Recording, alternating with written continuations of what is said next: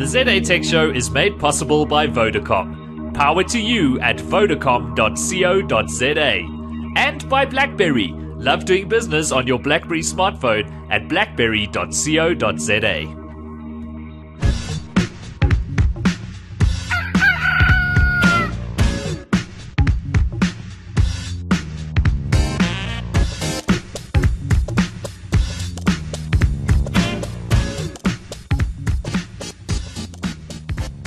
My goodness, it's the ZA Tech Show, episode number 180, and only just because tonight we had a lot of fun and antics behind the scene, taking the studio apart and putting it back together again, because we're never satisfied with things that just work here at the ZA Tech Show. No, we have to take them apart anyway. It's what we do. We're geeks.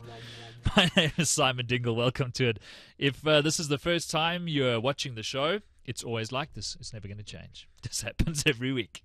All right, we're a few minutes late if you're watching the live show. No worries, though. The panel this evening, the Mail and Guardian tonight, is represented by Ben Kelly.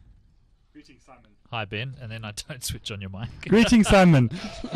It's all happening. How are you, Ben Kelly? I'm well, thank you. You can find Ben Kelly at ungeeked.co.za. Better to find me at Benedict Kelly on Twitter. Okay. Because I might actually post something there. Because he does never update his site. Sam Beckbessinger is here from Quirk, the lovely Sam. In this corner, the girl. Yay! Hello, girl. Hello. I don't know what to say. I feel like Kudrapali without a drink. Welcome to the show, Sam. Good to have you back. Always good to be here. Yeah, so, wow, what a week it has been. Very sad week, of course. The news is sort of late now, but Steve Jobs passed away this week, which I learned. Sadly, I was in Spain actually. Got off the plane and switched on my phone and just started going crazy. Yeah. And yeah, so very sad. And it's amazing the outpouring of emotion around Steve Jobs' death. I really feel like the only other person who people don't know who could pass away and feel this sad about is sort of a Mandela or a that level of person. It's he's that iconic in people's lives. It's amazing. And we had so many people going. Sort of trying to come to terms with what they were feeling about it, going, I don't know why I feel emotional about this. I didn't know the man. I've never seen him. But I think, so many people carry things around that Steve Jobs created. And so that sort of contributes to it. But also, I mean, if you know anything about technology, you know that Steve was a major contributor to personal computing in its entirety. And that's whether you're carrying around a PC or a Mac, whether you're carrying around an Android tablet or a BlackBerry, you're carrying around little pieces of Steve because he contributed to all of those things, whether you like it or not. And if I can be a bit soppy for a second, I think one of the reasons people feel so connected is because every Apple product is a piece of love. It's perfectly crafted. Yeah. It feels like it's something you become intimate with. So, you feel like you have that connection. Yeah. I mean, I think it's also that, if you know a bit about Steve Jobs, you kind of, and it's hard not to know a bit about him because he was such a public figure, and is that he's kind of like, how do you say this? The kind of person he lived the kind of life that everybody else wants to live, right? Who did what he wanted to do when he wanted to do it, and was outrageously successful at it. Yes. And at an early age. And at an early age. I mean, and it's just it's I don't know. It's sad that you almost feel like there was something else something's missing from the world because he's not there. Well, and unfortunately, everything you say is true, Ben. But unfortunately, there were some people who used this week to knock Apple and its fanboys again. And to post things about Steve, like there was an article in the New York Times, what everybody's too afraid to say about Steve.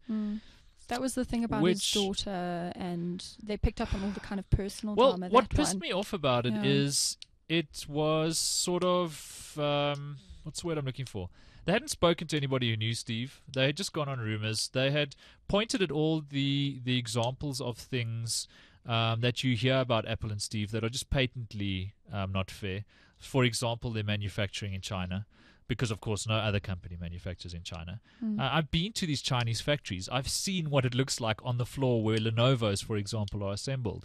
The realities that you will read about on Boing Boing and elsewhere do not translate when you actually go to China and see these factories. They'll go, yeah, 14 people from the factory committed suicide.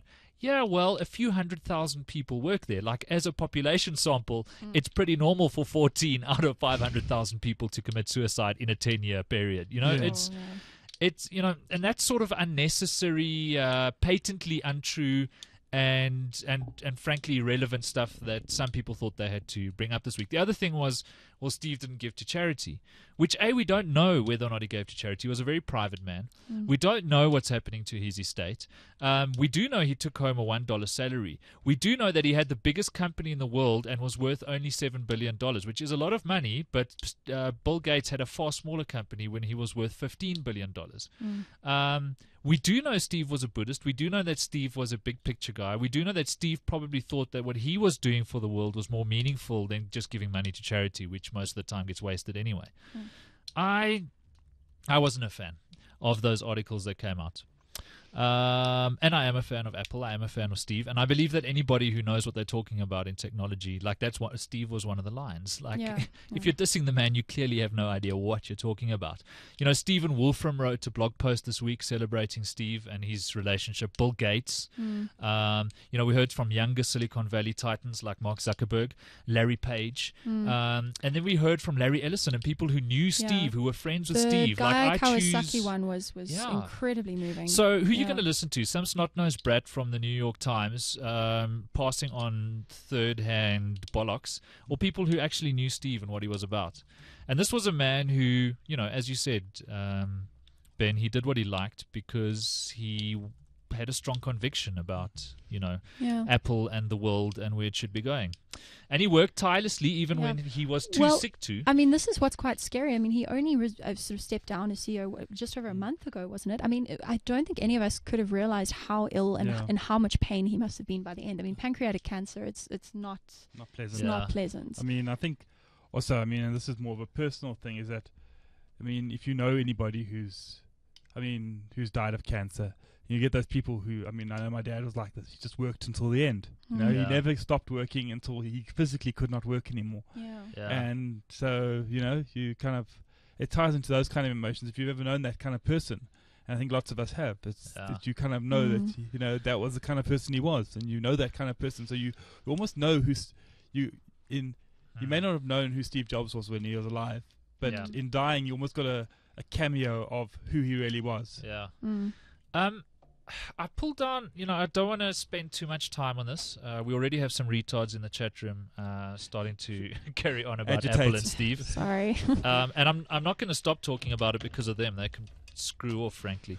But what I will do is play only one video that I have. It's not something many people will have heard.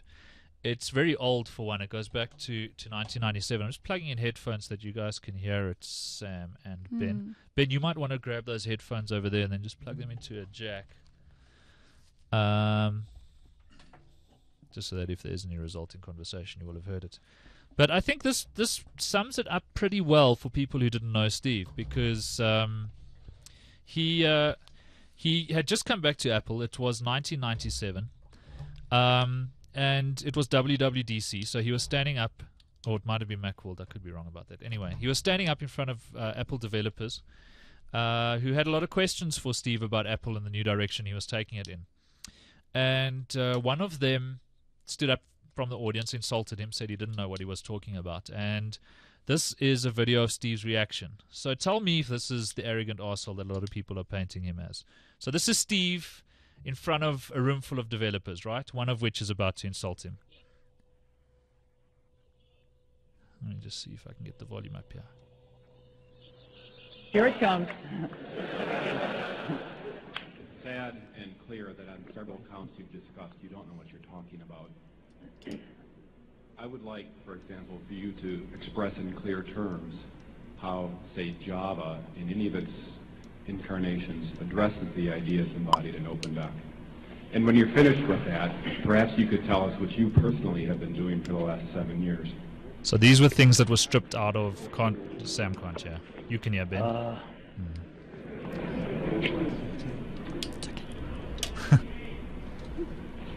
You know, you can please some of the people some of the time, but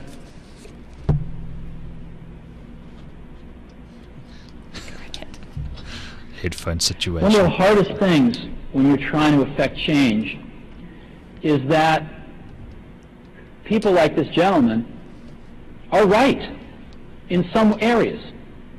I'm sure that there are some things OpenDoc does, probably even more that I'm not familiar with, that nothing else out there does. And I'm sure that you can make some demos, maybe a small commercial app that demonstrates those things. The hardest thing is, how does that fit in to a cohesive, larger vision that's going to allow you to sell $8 billion, $10 billion of product a year? And one of the things I've always found is that you've got to start with the customer experience and work backwards to the technology. You can't start with the technology and try to figure out where you're going to try to sell it. And I've made this mistake probably more than anybody else in this room.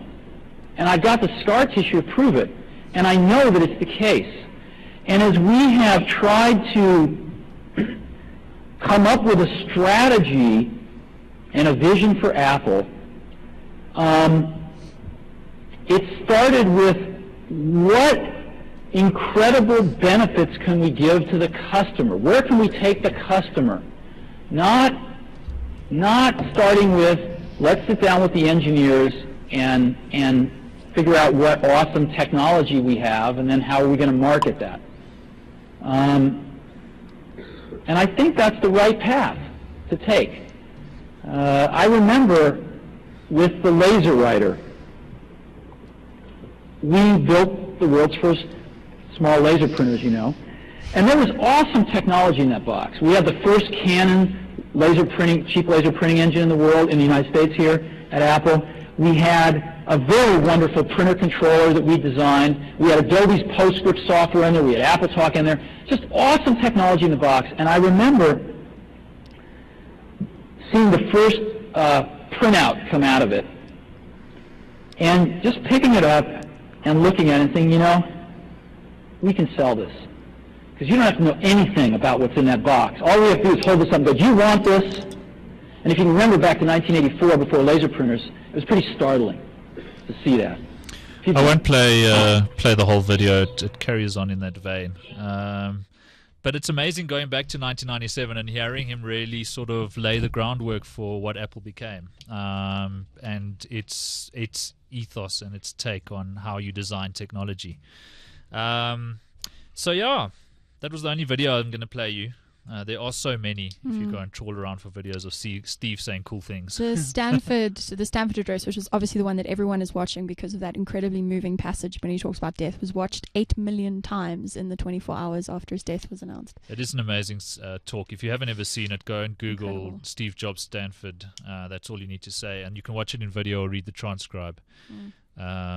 It's amazing stuff. So, Steve will be sorely missed.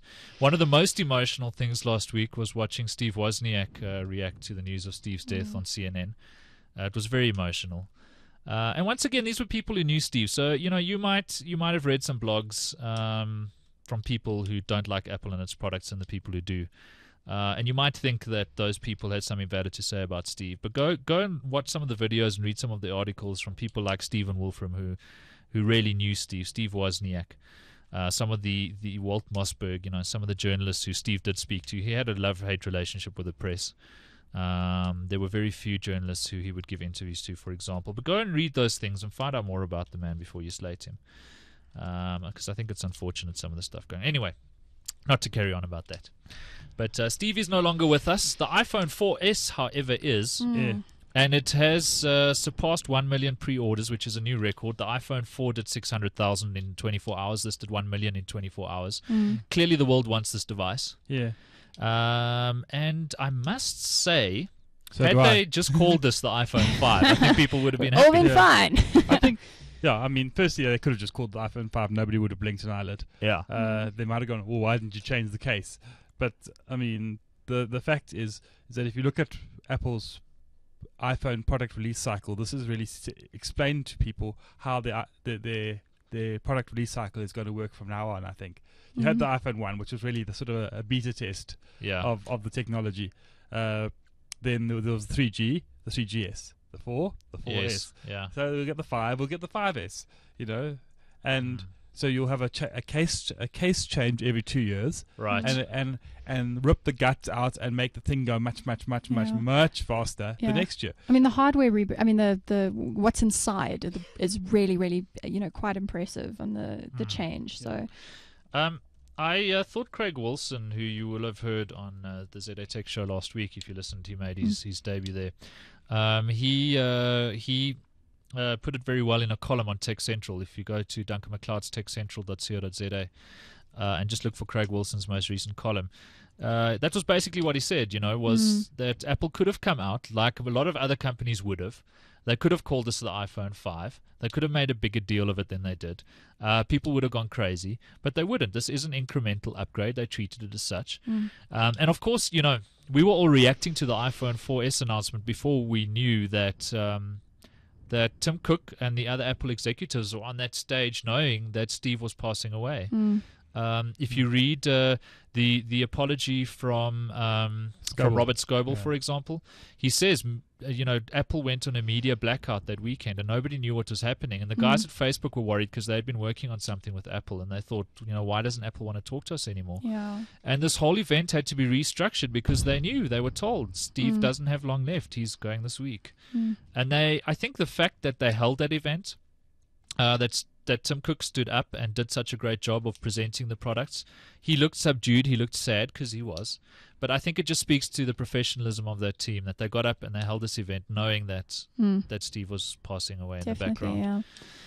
I mean, I do think that the only thing that kind of kills this sort of thing is the wild speculation that happens every time there's going to be an Apple announcement. Because, had people gone in, I think the problem was people went in with incredibly high expectations, and there was talk about that Facebook deal being announced, and there was talk about, the cheap iPhone, which kind of has been announced. I mean, in the sense that they're not discontinuing the iPhone 4, but there was so much speculation that they were never going to make everyone happy at that event, even if they had announced big, shiny new iPhone 5 with blinking lights and Hello Kitty waving from the back, That's what I want in an iPhone. Yeah, there was a lot of catching up with iOS 5 and with the iPhone 4S. Android had taken the lead in terms of voice commands. Android had taken the lead with notifications.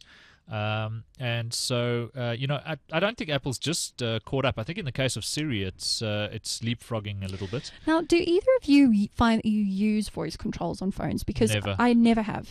I use it sometimes when I'm driving. Yeah, me too. To call people and that sort of thing. Usually only to call people, actually. Play music sometimes. On Android, it's very good at picking up directions for maps navigation from your voice. It's amazing, actually. But I've never really used that. So besides for driving or jogging or something like that, I can't really think of many applications for this. I'm certainly not going to sit in a restaurant and shout at my phone. But I like the idea of setting reminders that way. Sorry. Of just very quickly being able to go, remind me that it's Ben's birthday next Thursday, Yeah, sure. That sort of thing. And once again, when we saw the first iPhone, and we had never seen a capacitive touchscreen before, and Steve Jobs spoke about using your finger as a stylus and all the rest of it. I don't know about you guys, but I sat there going, eesh, dude, I don't know, hey? We've all used these touchscreens before, and they suck. And I was sitting there going, I don't know if you've got it right this time, Steve. Like the whole finger thing, I'm willing to give you the benefit of the doubt, but and it worked, and now everybody else is trying to do it too, or has done it too. And so maybe this whole voice command thing is taking us in that direction too. Maybe Siri comes out and we look at it and go, God, he was right. It makes sense. It just works. I mean, the one I love more than anything, I thought was like the thing I actually would use, is when the guy says, "Remind me to call my wife when I leave work." Yes. So many times I'm driving to work and I go, I need to remember to do this or phone this person when I get to work. Yeah. And if I can just pick up the phone and go, remind me to do X, Y, and Z when I get to work, I'll probably be like a little bit more effective than I am at the moment. I'm not going to say it's going to transform my life, but there are apps that do that remind you, when you're in certain places. But it would be great to have it just built into the phone. Yeah. Well, that's what I'm looking forward to seeing. Is I was using WhatsApp for chatting, and I used Wunderlist and some other things for reminders and tasks, and then Skype, and people talk about open is better and all that. I'm just kind of looking forward to having some fundamental stuff built into the operating system. Like the stuff that you can't afford to have fail. Like, I don't mind if Skype falls over every now and then, or if WhatsApp goes down. Like, that doesn't matter too much. But my diary, that needs to be rock solid, Yeah. Like, my reminders need that to work all the time. And so having it built into the operating system is not the worst idea I've ever heard of. We'll wait and see.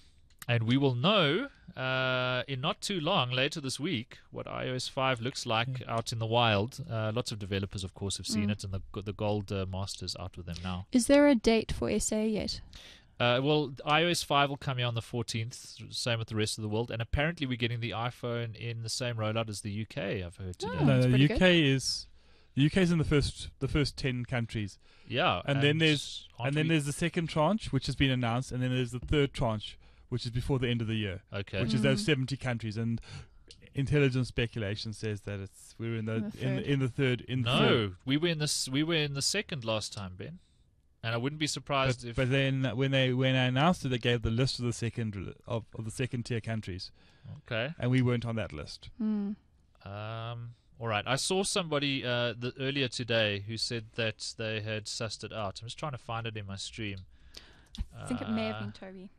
Anyway, look, it doesn't matter. iOS 5's coming on the 14th. It's not going to be long before we see the iPhone 4. It's definitely before the end of the year. My big question is, that guy who's been camping outside the Apple store in London for the past month waiting for the iPhone 5, is he going to wait for the iPhone 5, or is he going to take the iPhone 4S? Now, there's a fanboy you are allowed to mock. Yeah. Or, if even more fun, is Smoku offering an iPhone 5 on auction. What? Yeah, Smoku. Look, this isn't unheard of. A lot of sites do this kind of thing. They make something available before it's even been announced. Have has done it as well. They've taken pre-orders for things that haven't been announced yet, and they usually only do it when they're pretty sure that there's an announcement coming. So Smoku probably just changed the name now to iPhone 4S. And the guy who won it for 100 Rand probably isn't complaining. No. Yeah. But that was a bit sneaky, right? Exactly. Very, very sneaky. So the rollout is you managed to track it down. 22 more countries by the end of October, and that's Austria. That's mostly the European countries and Mexico.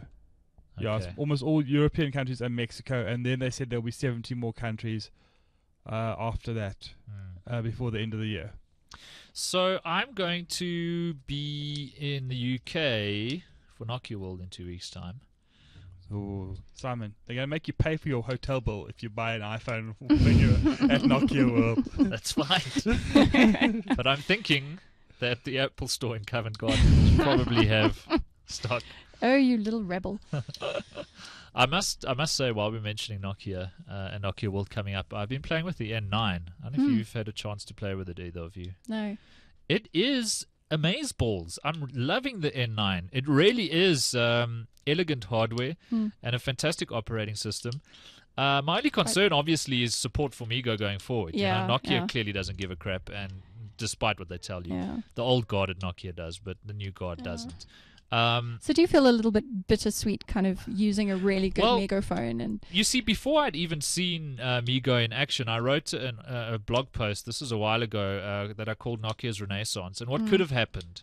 What could have happened if Nokia had stuck to their guns, stuck to their strategy, released Migo with this very cool ecosystem?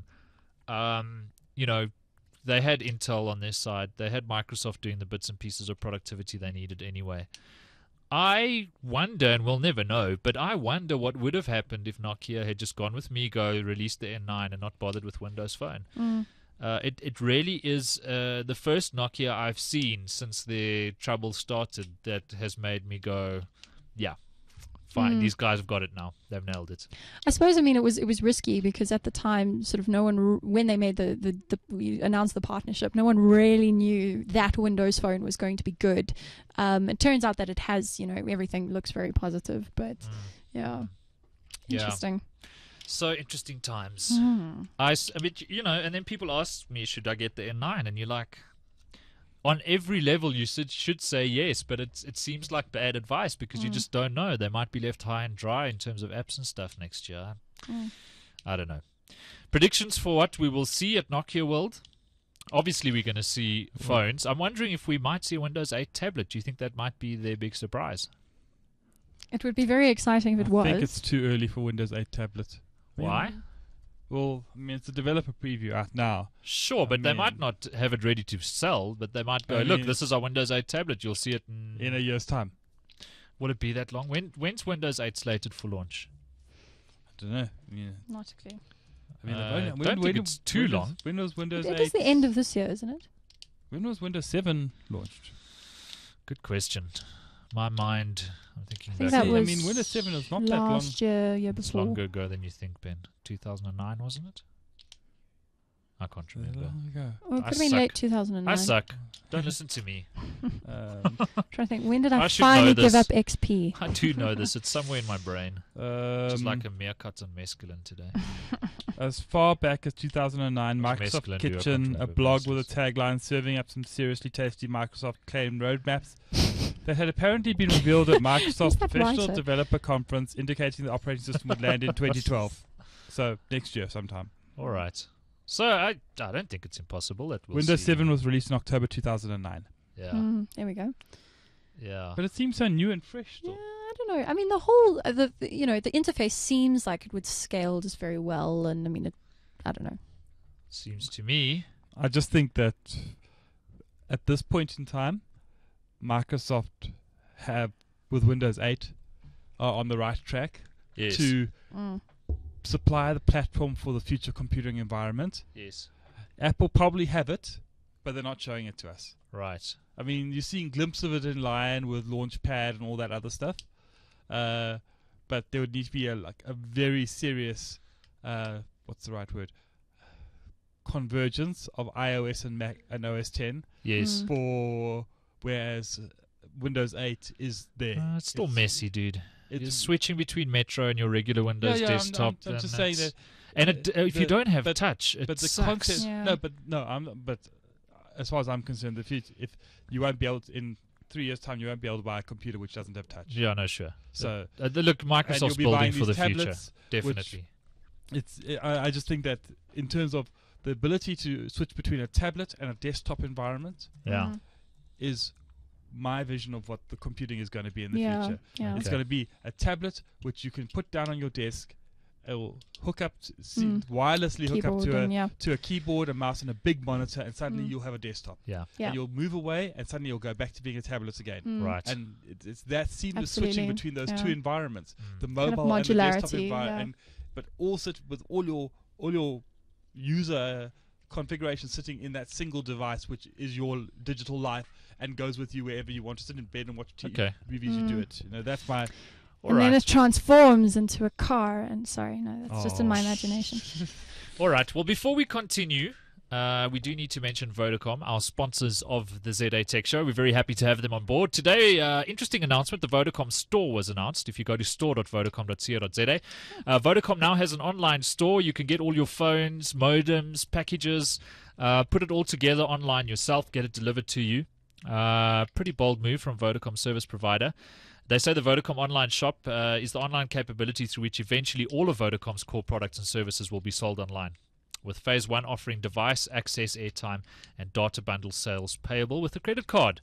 It's a virtual Vodacom shop which takes advantage of the latest technologies to deliver personalized user experience and choreographed online interactions, supported by advanced Vodacom online organization and increasingly automated processes.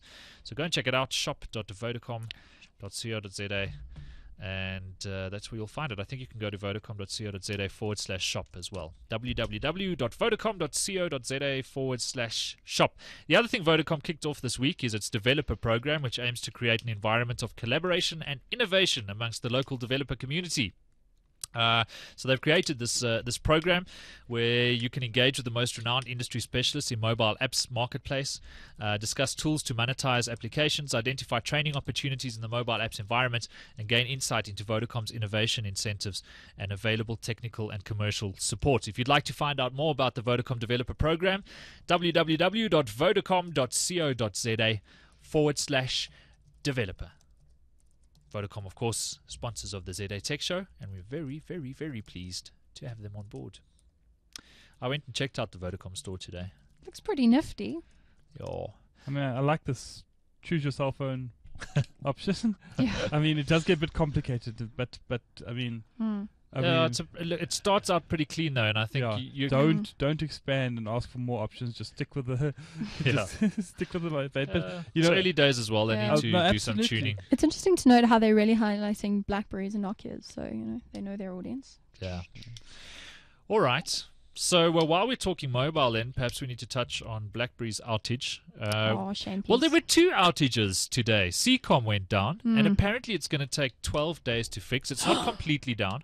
They are getting some traffic through the network. It's the link between the north of Africa and the south of France, between, where was it? Egypt and Marseille. Yeah, something like that. Frogs. So there's a problem there. Seacom has found ways around it, but it's going to take them 12 days to resolve, they say. They need to get all the permits. They need to get their boat into that part of the ocean and repair the cable. Not pleasant. No. But I must say, we're faring far better than we did the last time there was a Seacom outage.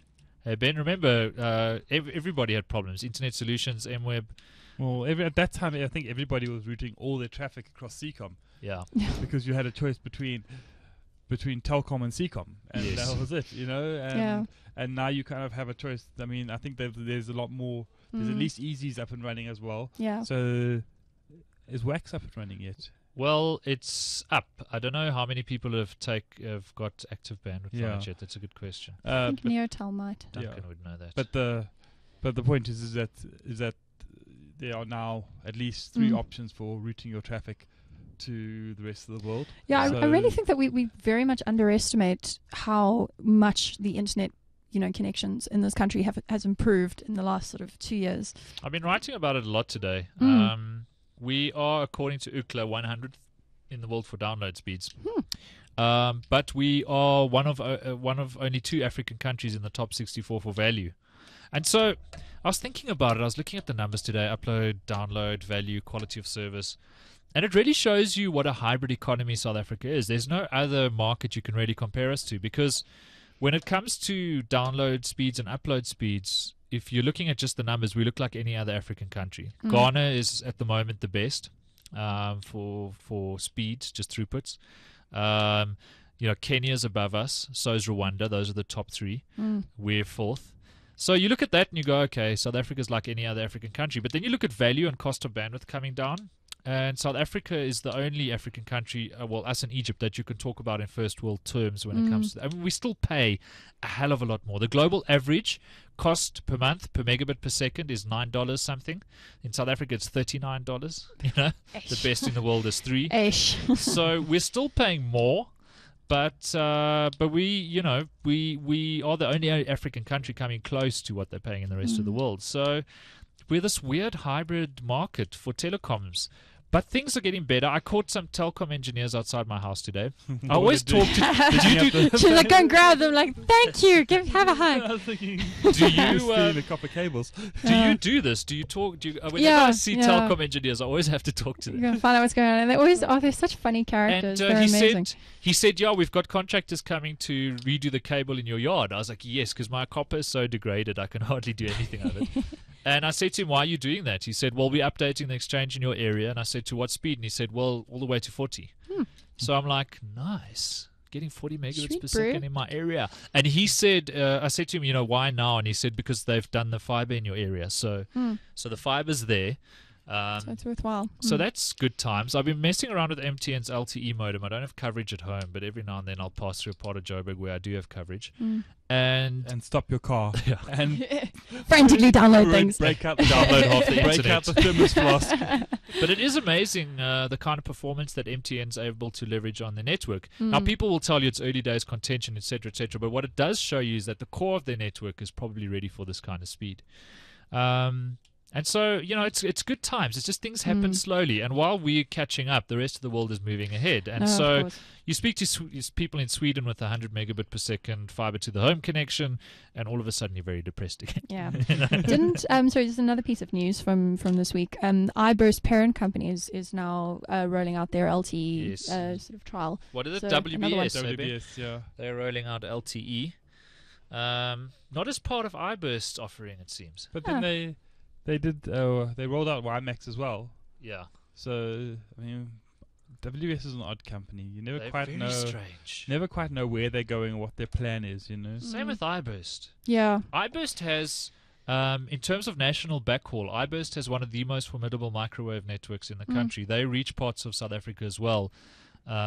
Where they're selling backhaul to a lot of other providers. The subscriber base must be pretty flippin' impressive as well, I imagine. I don't think it is. Really? I don't know, but it just seems to me that iBurst is sitting on a lot of good stuff that they're not leveraging enough. Anyway, it's always been a strange sort of in-between company, Vodacom disinvested, but it used to be part Vodacom, part WBS, sort of a lot of cannibalization. Yeah. But I was speaking to one of my colleagues who uses iBurst, and we were sitting there, and she said, well, should you move? And it's like, well, how much are they charging you? And she said, well, this amount of money. I think it was like $150 a month. And I said, oh, how much are you getting that? And she said, like about 3 gig. And I said, do you ever go over? She said, no. So I said, are you happy with the speed? And she went, yeah, it's okay. And I went, well, then don't change. Yeah, I used to be on iBurst, believe it or not, and they were pretty good about sort of doubling your bandwidth every so often. Their prices weren't bad. Yeah, prices were okay. I had issues with their call center, which is how they lost me. But yeah, and that's where they all seem to fall short. Isn't it just? When it comes to service, it's just there's nothing worse than speaking to like someone who's trying to help you and they know far less about computers than you do, but like far less, and they just keep telling you to restart the blooming thing. Don't you hate that? Just please. Don't you hate that when you call a call center and either you get treated like a fool, and I remember when my wireless, which is a swear word in this country, when my wireless was still going, Centec used to offer the service, which for those of you listening outside of South Africa, smoke signals. It was a CDMA connection using a very big modem. And carrier pigeons. 128 kilobits per second was what it was supposed to be. You were lucky if you got 200 baud on that. And I remember phoning once, and the call center agent said that it had been raining, and that's what caused the problems. And I said, but it's not raining now. And he said, yes, but a lot of water stays in the trees and the environment. And I was like, yes, but how does that affect it, you idiots? That's hilarious. It's like my favorite ever XKCD cartoon about tech support, where he discovers the secret code that you say to tech support and it takes you through to the engineers. Somebody who speaks your language. Yeah. Goodness gracious. Oh, my wireless, what bad memories. All right, so network's progressing. Of course, we need the edge devices. We're always talking about, cheaper devices coming to Africa and other emerging markets. This week, we saw the cheapest of them all, the Aakash tablet. I think that's how you pronounce it, Aakash, developed in India for the Indian market. No doubt we'll see it here. It'll be a pretty big deal. 7-inch Android tablet, prices under $50. I've heard as low as $35. I've heard as high as $50. But somewhere in that ballpark, which is pretty phenomenal if you think about it. This is not a pretty device. This is not a device that Uber Geeks will want.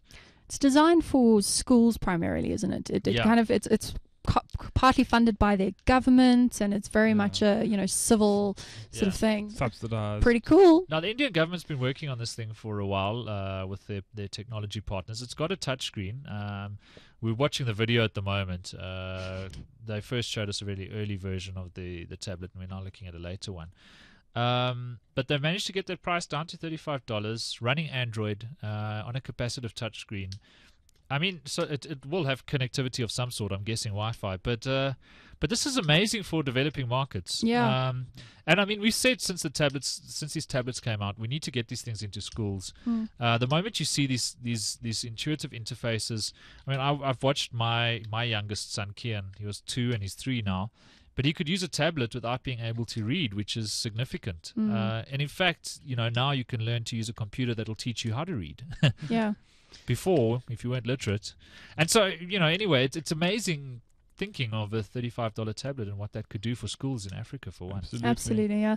I went to a really interesting Google technology or GTUG, whatever GTUG stands for, event a while ago, where some guys from Kenya were showing off a tablet that they were developing also for schools, and they developed this incredible case for it, very, very hardy, had a sort of built-in keyboard, and I think they were talking about putting some sort of solar panel onto it as well. So just really, really amazing stuff. So it's definitely coming. Yeah. Good times. It will be cool when it does. Good times in tablet land. Yeah. And Android is coming along nicely on tablets. Yeah. I just know that if I could had the money to buy 2 more iPads, I would. Like one for each kid. It's like, oh right, yeah. Like, there's no better babysitter in the world. Leave my one alone. Well, I had my son at the office today, and it was like I had to go to a meeting, and it was like, here's the iPad. Yeah, load up a couple of Pixar movies, some games. He's playing Need for Speed Hot Pursuit. He's just like, and he's getting quite good at it. You talk about Steve's legacy. I think that's a big part of Steve's legacy is, he was instrumental along with Bill Gates and the other pioneers at the time of taking computers out of back offices and putting them into everybody's hands. And he was instrumental again at making them usable, for everybody. That's what he did. Anyway, so that's the Aakash. Looking forward to seeing it in South Africa. It's not, like I said, it's not something that geeks are going to want, but it's a lot of promise for education. And video is such a powerful medium in education. Oh yeah. So even if that's all it does is play videos. And bonus. I think it was this week that YouTube launched a sort of local office in Kenya. So they're also, they're rolling out across the continent as well. So they'll have more local language sort of material being highlighted to people. Yeah. And it's all running on Feather, which is kind of YouTube for very low bandwidth countries. So fantastic. Yeah. Video's the way. Definitely. And you look at what's happening with the Khan Academy. Yes, that thing is that site is amazing. I could lose several days. Yes. Yeah. In fact, I probably have. All those bad memories of maths in like grade 1 to standard 2 matric. Dude, I was such a math dork. Wiped out in like 1 file sweep for that site. Yeah. So if you haven't seen Khan Academy, go and look it up. It's a YouTube channel essentially. And Salman Khan is his name. He started making videos for his cousins to help them with their maths and science homework. And it's turned into this amazing resource of free videos. You can get economics. You know what it reminds me of though? What? Remember Will Smith? With his whiteboard markers on the TV during matric exam time. Oh yeah! If you grew up in the right time in South Africa, you will remember Will Smith with that picture of Neisner behind him. Oh yeah, and the classic. board and people and matric students could phone in and. So my English teacher was one of the teachers on that channel, and it was so depressing because I'd come home after a long day at school, turn on the friggin' TV, and there was my English teacher again. Yeah. Yeah. Oh, and he had that game show. What was the game show with the numbers where he'd do incredible sums in his head? Oh, yes. Dude, what was that? That was I amazing. can't remember. He's still around, isn't he? He's still in Neisner. Who hosted it. It was called A Word or Two. Oh, I do remember that. Yeah. South Africa's Will Smith. Yeah. Not to be confused with the rapper / actor. Slightly fatter and whiter. And what a legend, eh? He was cool, yeah. And, he didn't need the money. He just did it because he believed in education. He's actually an amazing story. Anyway, hope somebody writes that book. Before we carry on, let's mention our other sponsors. We have mentioned them already because they're having some trouble today with their BIS service, but that is, of course, BlackBerry. Very proud and happy to have BlackBerry on the show once again as sponsors of the ZA Tech Show. They, of course, have launched the new BlackBerry Bold 9900 smartphone in South Africa. It's available on MTN now as well. It's got the next generation BlackBerry browser as part of the BlackBerry 7 operating system. Their new liquid graphics display system, which really does make a difference if you've used any of the previous BlackBerries that didn't have liquid graphics as part of OS 7 and you switch to it now. Lightning fast, gorgeous graphics on their new screens. Of course, the 9900 is the touchscreen combined with that new keyboard. That'll just blow you away if you haven't used it before. Increased productivity, improved social experiences, BBM, of course, opening up all the time, new applications making use of the service. And the 9900 is NFC enabled as well, which we're starting to see a lot of at the moment. And of course, today was the announcement of BlackBerry Tag, which is coming soon to BlackBerry smartphones, enabling effortless tap-to-share exchanges of multimedia content and contact info between friends. Love that. Friends can also add each other's BBM contacts with a simple tap of 2 BlackBerry devices. So look out for BlackBerry Tag, which will be incorporated into the next BlackBerry 7 OS update, which is coming soon using BlackBerry's NFC technology, of course. And we are very proud to have BlackBerry as sponsors of the ZA Tech Show. It's really going to make, I mean, you know those Pokin things that no one had, but everyone gave as corporate gifts?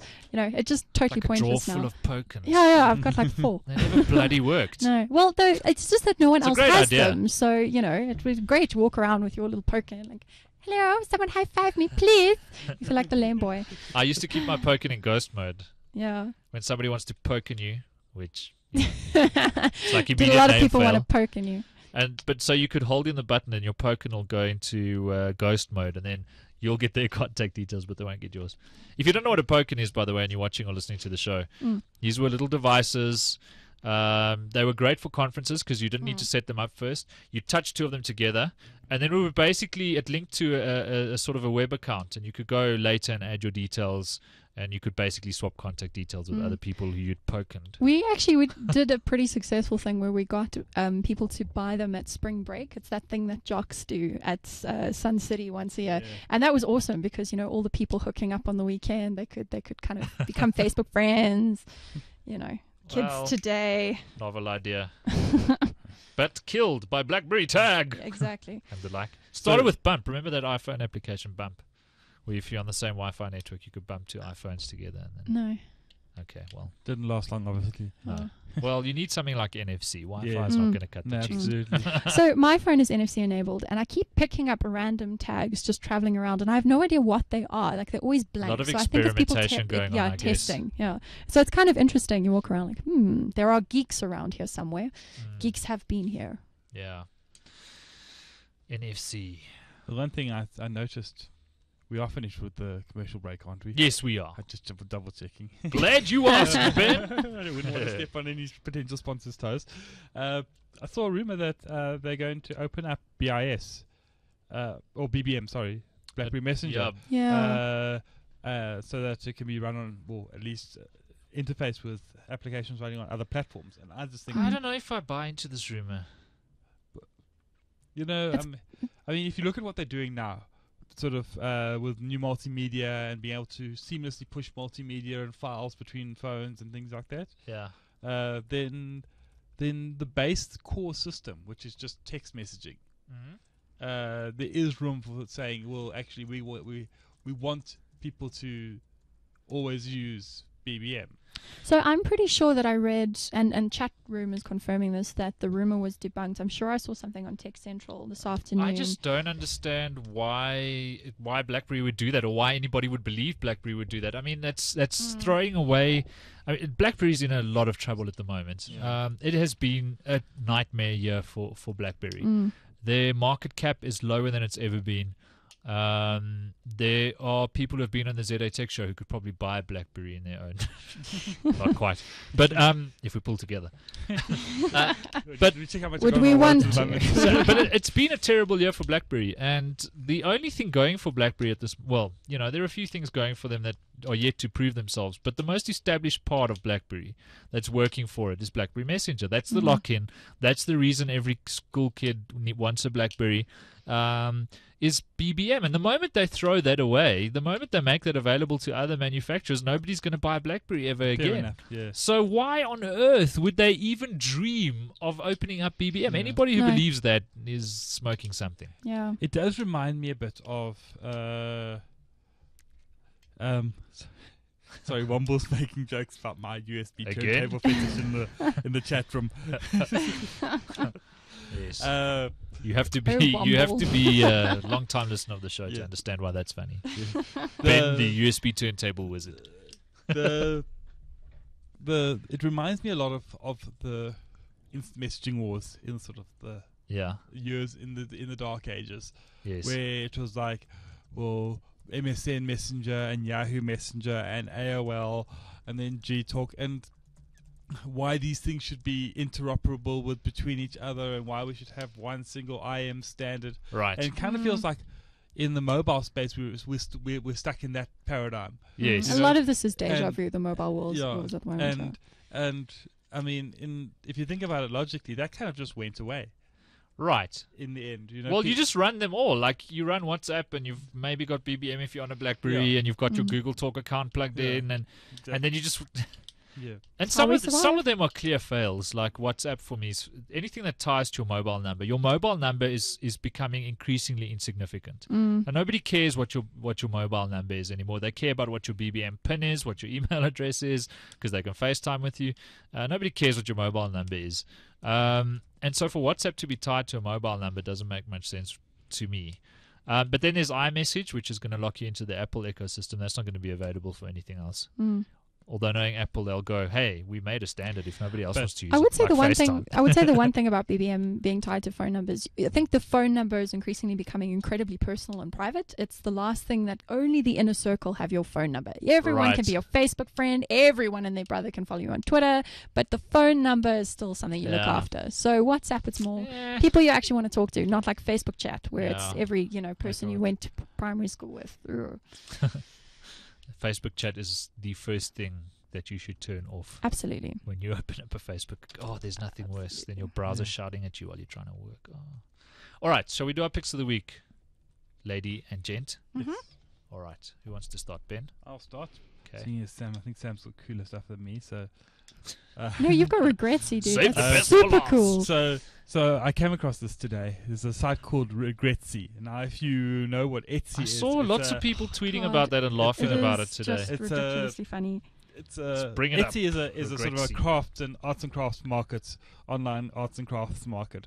And Regretsy seems to be somebody who trawls the deep, dark depths of Etsy, finds the craziest crap that people are selling, and posts about it. Is this at Regretsy.com? Yeah, and sometimes he makes his own mocking versions of the things people are selling. It's hilarious. And there's one about this woman had this thing which had like, what was it, like a necklace which had real bones in it. Wow. And he sort of wrote a little screenplay of a potential date where the guy arrives at the restaurant and goes, "Is that a real piece of bone around your neck?" He goes, "Yes, it is." And he goes, "Well, check, please." This is amazing. It's I need so to spend. He's got this rock art made. There's a poem on it. Poem found under a rock. She did not speak a word, but broke off a blue iris and wrote her secret upon the river. And he's recreated the exact same rock with the exact same tags, going, "Stop making stupid shit." That's awesome. I love the kind of tagline is where DIY meets WTF. Awesome. I am going to spend a What's lot of time on Regretsy. It reminds me and then I'm going to Regretsy not working. It reminds me of that site. Oh my goodness, I must find it. But he publishes the stupid emails people send to him arguing for stuff to be taken down, which are much funnier than the original post. Yeah. Nice. So my second one. Okay. But wait. There's more. In the just to keep it on the Apple theme for the night. Yes. The exclusive biography of Steve Jobs by Walter Isaacson, which has climbed up the charts. Which will be available apparently in 2 to 3 weeks. They apparently moved it forward because of what happened. But it's interesting because Steve commissioned him. Yes. So this is the official blurby thing from the publishers. Yes. Is although Jobs cooperated with this book, he asked for no control over what was written, nor even the right to read it before it was published. He put nothing off limits. He encouraged people he knew to speak honestly, and Jobs speaks candidly, sometimes brutally so, about the people he worked with and competed against. His friends, foes, and colleagues provide an unvarnished view of the passions, perfectionism, obsessions, artistry, devilry, and compulsion for control that shaped his approach to business and the innovative products that have resulted. Unbelievable, and, I mean, if that is an accurate description of what the book is like, it's going to be amazing. It is going to be the most amazing book, and it's written by an award-winning journalist who writes for Time magazine. He's done biographies before. That will be amazing. So the day it's released, I will be downloading it. Hopefully, it will be on Kindle, or iBooks. Or iBooks. Buy it on iBooks. Be more significant. May buy it on iBooks just on principle. Yeah. But once again, back to the character of the man. You know, how many people would allow a book to be written about their life and not even want to see it? I think he knew that he may not be alive to sign off the final proof. And said, you know what did he say? I'd rather who wants to be the richest man in the cemetery? Yes. You know, he clearly didn't care about what was said about him when he was dead. You know, or what happened to his money when he was dead. You know, you know, he just wanted to live his life the way he lived his life. And so, and if this book, if that is an accurate description of what this book is like, I think it is going to be the most phenomenal book to read. Certainly. Cool. So, nice pick. Thanks, Ben. Very nice. Sam Beckbessinger. Well, I was going to do another one, but Ben's just reminded me of the funniest website on the entire internet. So you probably have read the mail that went around a while ago about Missy the cat and the guy who creates the wanted poster for Missing Missy. Have you guys seen it? It is the funniest meme that ever went around the internet. So the full website where this comes from, Missing Missy, the full website where this comes from is a site called 27b/6.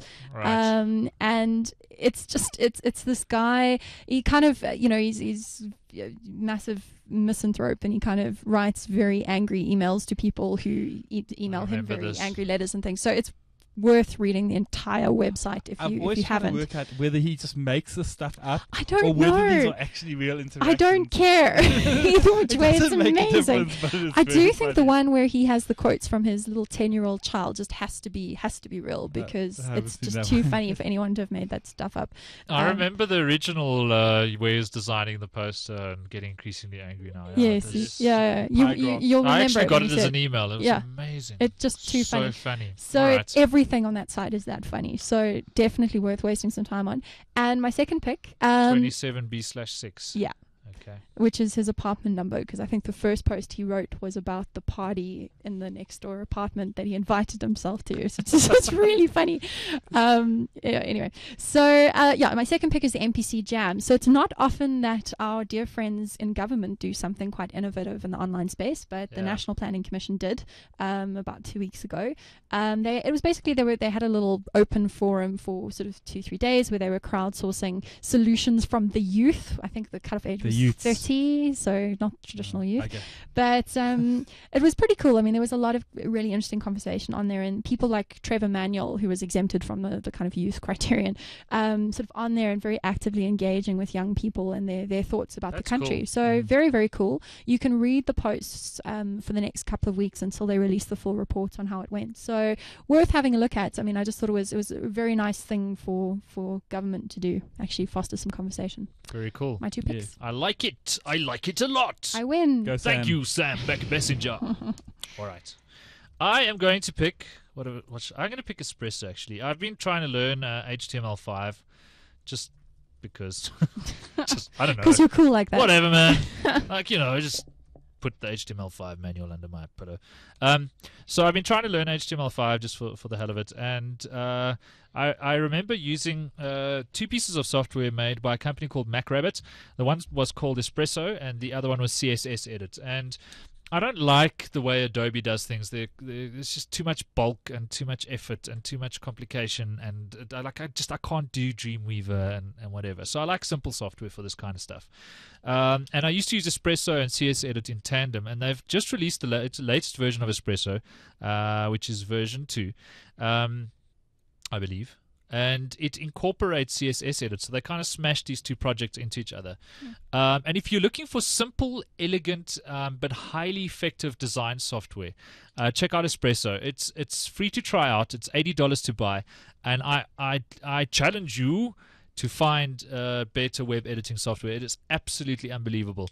It's got a really great integration of CSS Editor, as I said, and what that'll do is it has this X-ray vision. For example, you can click on elements of a website. It'll take you directly to the CSS code that resulted in that markup language. Coders get cross when web designers say they're coding things, because they're not really, they're just marking up. But anyway, but then it's also one of the things that is astonishingly missing from a lot of web design software is it'll show you in real time what your CSS is doing. So when you change an element's width or whatever, align it or change colors, it happens in real time. You can see it happening, and still write decent code, so it's not WYSIWYG.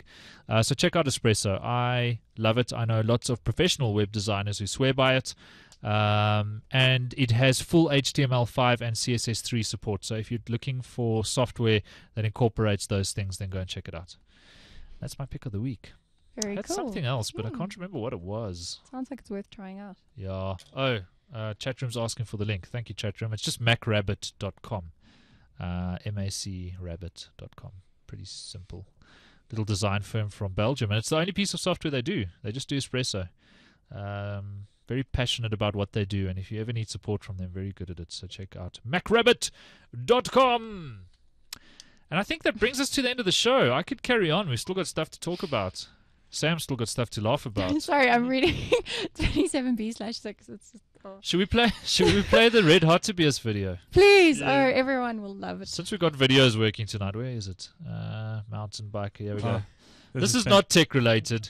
But this is fantastic. This was on YouTube today. The amazing thing about South Africa, I was talking about the hybrid economy earlier. The other amazing thing about our country is that we have first world elements colliding with wildlife a lot of the time.